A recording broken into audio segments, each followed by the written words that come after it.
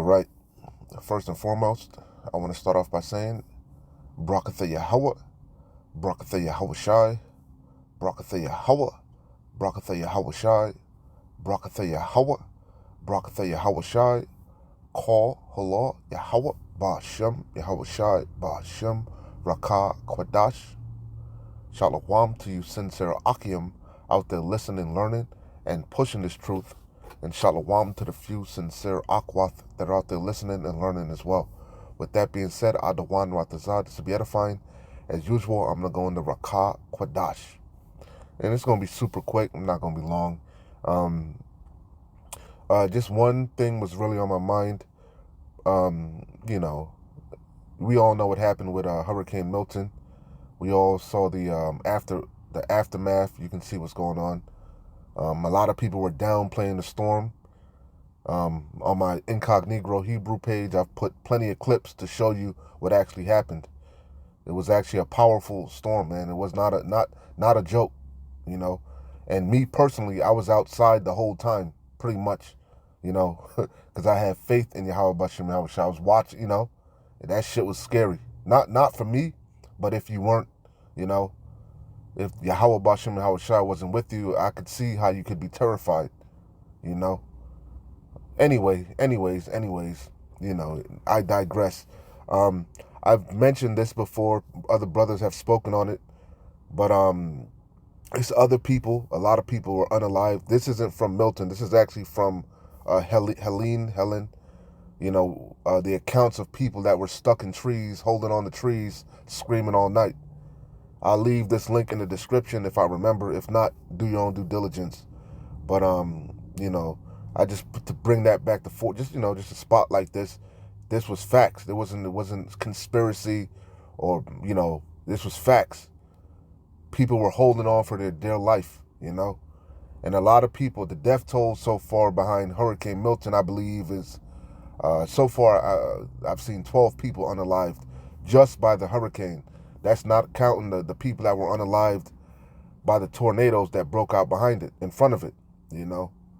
So I say all that to say, man, I clearly see why Yahweh Bashim Yahweh Shai is going to be justified in bringing the hammer down, because this fear is never long lived, you know. I knew it. I think I might have said it, you know. Only if this fear was long-lived. It's not long-lived. Only if it would last. Pretty much soon as before, during, you know, people were panicking, going crazy, you know, all throughout the ring cam, all on social media. You know, people were scoffing at first, but when it got in the thick of the storm, people were actually, you know, get scared, terrified, asking how long is it going to last.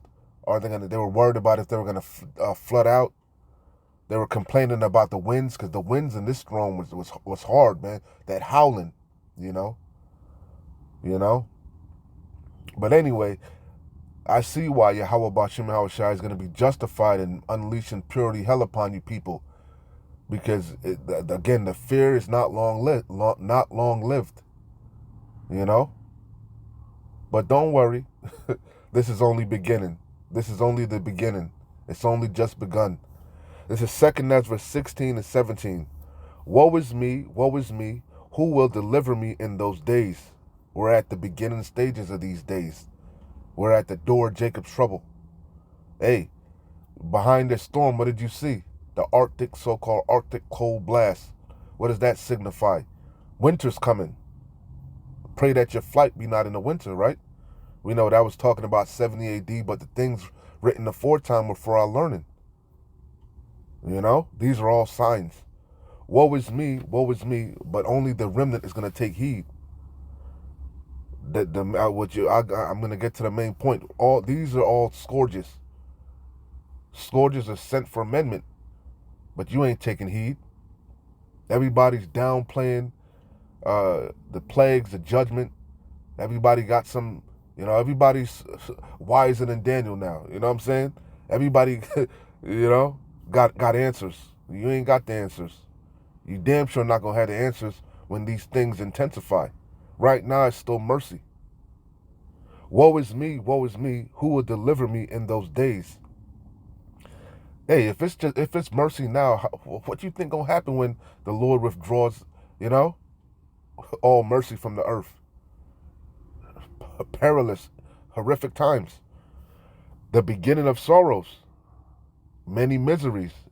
Elder Apostle Ricard's favorite scripture. It was that second Ezra 8, and I think like 8 and 50. If I can't, you know it. Many miseries shall be done to them that dwell in the world in the latter times, because they have walked on in great pride. Hey, these people are, they catching hell right now. You know, homes destroyed, ravished, and they say another one is brewing. Hurricane Nadine. They say actually they're looking at 2 or 3 more potential storms. So you ain't seen nothing yet. And winter's coming. Snowstorms. Hey, the Lord is about to unleash on this place. And you see it's warranted.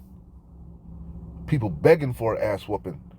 Right after the storm, they went right soon as they perceived that the winds passed, died down a little bit, they were back to the folly, back to business as usual. Even the reporters were baffled. They're like, damn, the roads are, they're like, it's not safe yet, you still got, the lingering winds and, power lines down. They couldn't wait, to get back to the bread and circus, get back to the folly. That's why the Lord just gonna shut all this shit down. He ain't gonna open it back up so you can sit there and stew. Because everybody running from reality. Don't want to sit down and deal with what's coming. This is judgment from on high. Woe is me, who will deliver me in those days? The beginning of sorrows and great mournings, the beginning of famine and great death. That's why I knew the death toll wasn't going to be crazy, because the Lord is saving the best for last. The death toll is really going to increase during Jacob's trouble. Then people gonna be dropping by the thousands, man. And it ain't gonna stop right here in Babylon the Great. The beginning of sorrows and great mournings. He gotta let a lot of you take that charagma. A lot of you gonna be preserved all the way to the missiles, man. Okay. The beginning of sorrows and great mournings. The beginning of that mean the Lord hit your ass, man. Adawan Watazah, we not, that ain't us, man. If you make it all the way to the missiles and you not delivered, the Lord hates you. The beginning of sorrows and great mournings, the beginning of famine and great death, the beginning of wars, and the powers shall stand in fear. Even these goddamn meteorologists, all these people, and Ray Charles can see what's coming on the earth, but you goddamn Babylonians are so goddamn zombified, bugged out, comatose. You can't see the writing on the wall. Video went viral of that meteorologist breaking out in tears, man.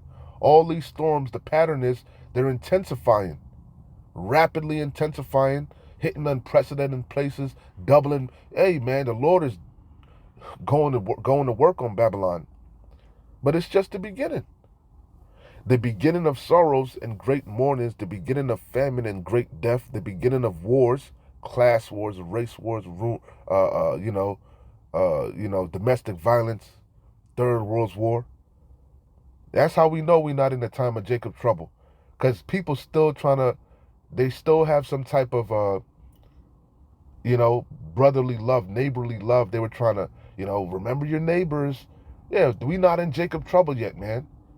When Jacob's trouble commences, all bets are off. The love of many, as it says, is going to wax cold. Going to be survival of the fittest.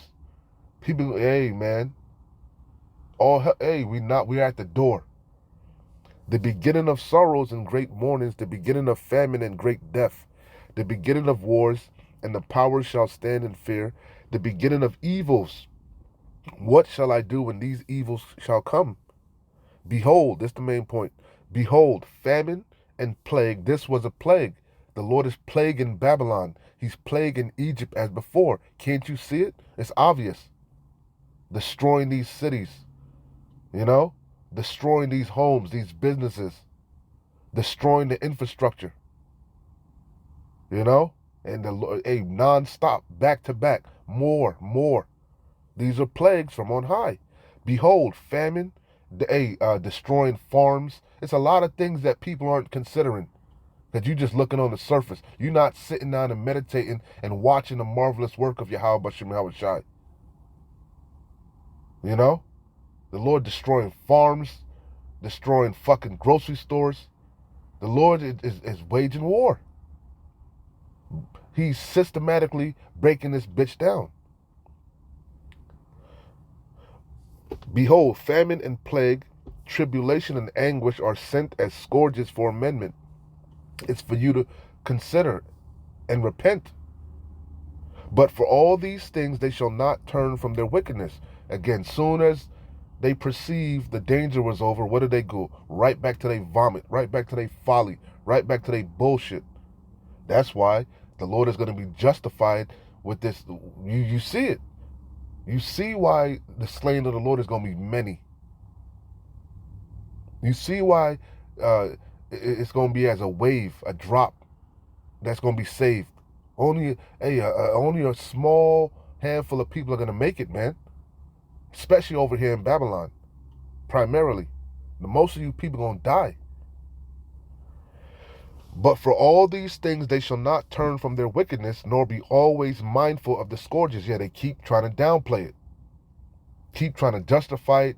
Keep trying to say it's harp, it's this, that, and the third. You know, oh, Esau wanted this. Esau ultimately, when you get to the skinny, who ultimately is bringing it? Yahweh Bashim Yahweh Shai, even if he is using Esau to destroy himself. So what the fuck is the big deal? Behold, victuals shall be so good cheap on earth, and this not even so anymore, that they shall think themselves to be in a good case. Victuals not even cheap no more, and they still think they in a good case. Show you how bugged out these people are. And even then shall evils grow upon earth, sword, famine, and great confusion. And you saw the confusion in this storm. Motherfuckers didn't know what the hell was going on, where to get gas, what was open. Niggas didn't know what to do. Power went out. People were completely confused, man. You know? They didn't know what to do with themselves. For many of them that dwell upon earth shall perish of famine. And you can clearly see how a famine is easily gonna easily take hold in Babylon, because any calamity, any type of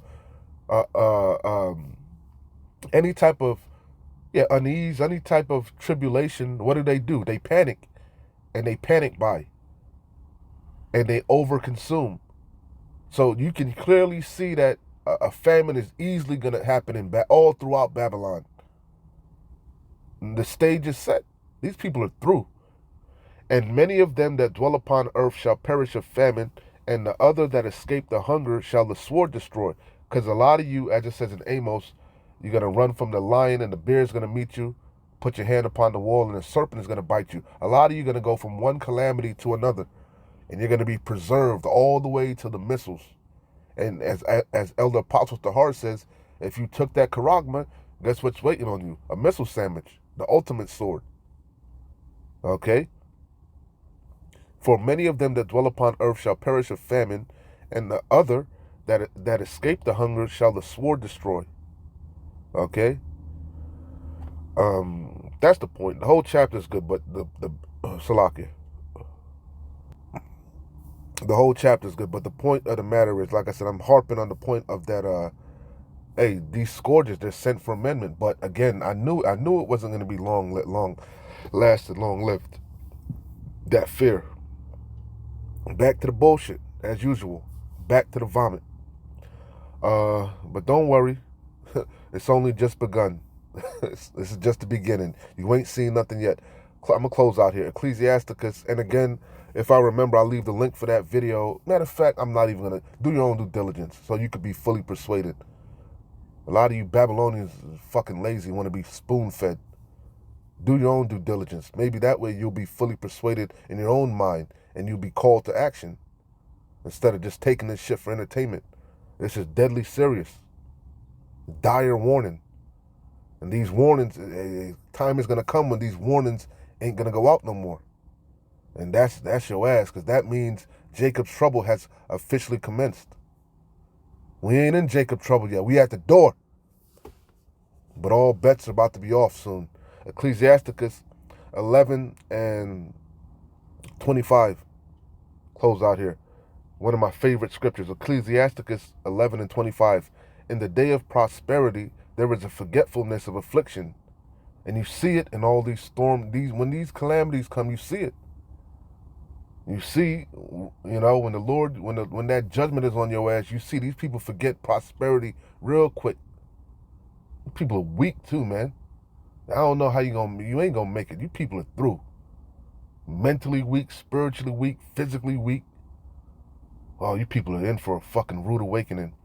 In the day of prosperity, there is a forgetfulness of affliction. That's what it is. You've been living high off the hog. A lot of you think you're in a good case. You don't see the evils multiplying, brewing in the background. And in the day of affliction, there is no more remembrance of prosperity. When she was holding on to that tree, clinging on for dear life, hearing those screams all around her, watching the water rise up. You had apartment complex during Milton. That was during Helene. I'm talking about that lady was, stuck in the tree. But in Helene, you had a certain apartment complexes flooded out, all the way up to the roof of the cars. And then you got people downplaying the judgment of the Lord. All right. That's why the Lord going to turn up on your ass, man. Really put your ass in fear. In the day of prosperity, there is a forgetfulness of affliction. And in the day of affliction, there is no more remembrance of prosperity. The good times go out the window. For it is an easy thing unto the Lord Adawan in the day of death to reward a man according to his ways. And that's what we're doing. We ain't worried about this carnal, minuscule, temporal life. Hey, we storing up treasures in heaven, man. We're storing up spiritual riches. Seek the kingdom and everything else will be added unto you. Nothing else fucking matters, man. All you got to do is do the things pleasing unto Yahweh Shem Yahushai. That's what counts, man.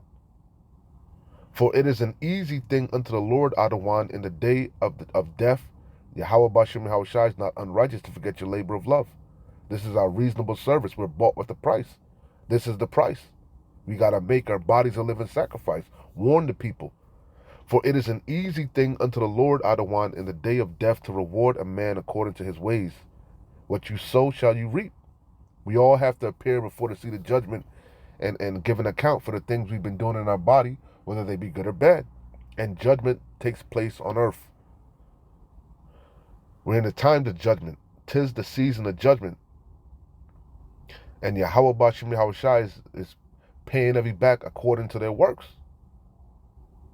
Hey, he said, behold, I come quickly, and my reward is with me. You see? The reward for the righteous and the reward for the wicked. We want a righteous reward. We want crowns put upon our heads, but we got to endure to the end. He that endureth to the end, the same shall be saved. For it is an easy thing unto the Lord Adawan in the day of death to reward a man according to his ways. The affliction, this is the main point, the affliction of an hour maketh a man forget pleasure. And that storm, it was more than an hour. It was a couple hours. I don't know how, but, they was in fear for a good minute, bro. My feed just kept blowing up. Power went out. It sounded like gunshots. This wind is scary. It's howling. It's, scary. Hey, it was beautiful. I was praising Brakatha Yahweh Bashem Yahushai. The affliction of an hour maketh a man forget pleasure, and in his end his deed shall be discovered. That's the point. There's nothing done in the dark that shall not be, roughly paraphrasing, nothing done in the dark that shall not be revealed. Everything is being brought to light, and you're going to have to give an account. The eyes of the Lord are upon the sinful kingdom, and it's the time of judgment, baby. 'Tis the season of judgment. You ain't seen nothing yet. Winter's coming, baby. So keep pushing, keep fighting, keep watching, keep praying. We're close, man. Shalom. Wa abad babal. Kwam Nesharallah.